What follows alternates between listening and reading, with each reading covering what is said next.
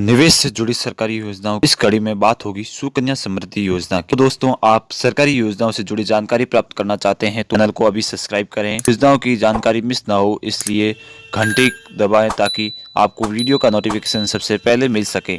तो चलिए शुरू करते हैं। सुकन्या समृद्धि योजना सरकार द्वारा तो यानी लड़कियों के लिए लाई गई।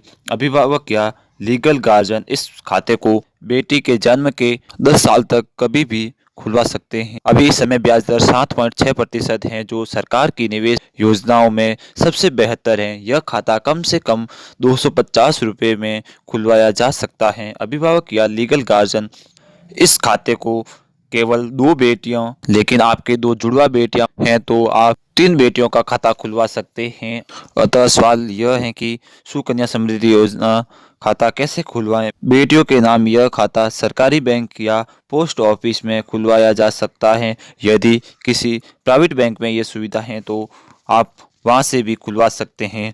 आगे की प्रक्रिया क्या होगी? आप अपने बैंक या पोस्ट ऑफिस की शाखा में जाएंगे और सुकन्या समृद्धि का फॉर्म भरेंगे। इस खाते को खुलवाने के लिए आपको इन दस्तावेजों की आवश्यकता पड़ेगी: पेरेंट्स या लीगल गार्जियन की पासपोर्ट साइज फोटो, आपके बेटी की बर्थ सर्टिफिकेट, अभिभावक का पहचान पत्र, अभिभावक का एड्रेस प्रूफ या एफिडेविट। इसका फॉर्म बिल्कुल आसान है, पूछी गई जानकारी भर लीजिए। आप नेट बैंकिंग द्वारा भी इस खाते को खुलवाया जा सकता है।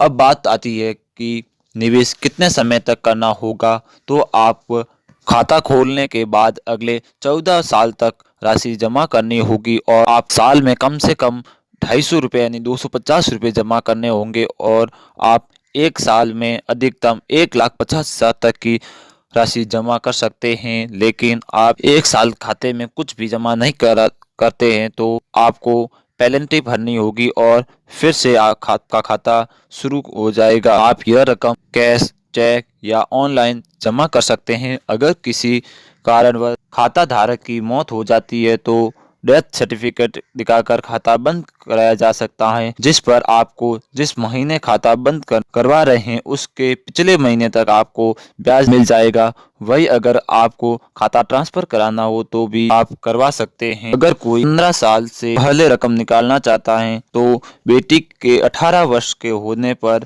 उच्च शिक्षा शादी के लिए कुल जमा की गई राशि की 50% निकाल सकता है। खाता खुलवाने के 21 साल तक अकाउंट जारी रहेगा और ब्याज जुड़ता रहेगा। हालांकि रकम खाता खुलवाने के बाद अगले 14 साल तक जमा कराएंगे, जिसके बाद आप रकम जमा कराना बंद कर सकते हैं।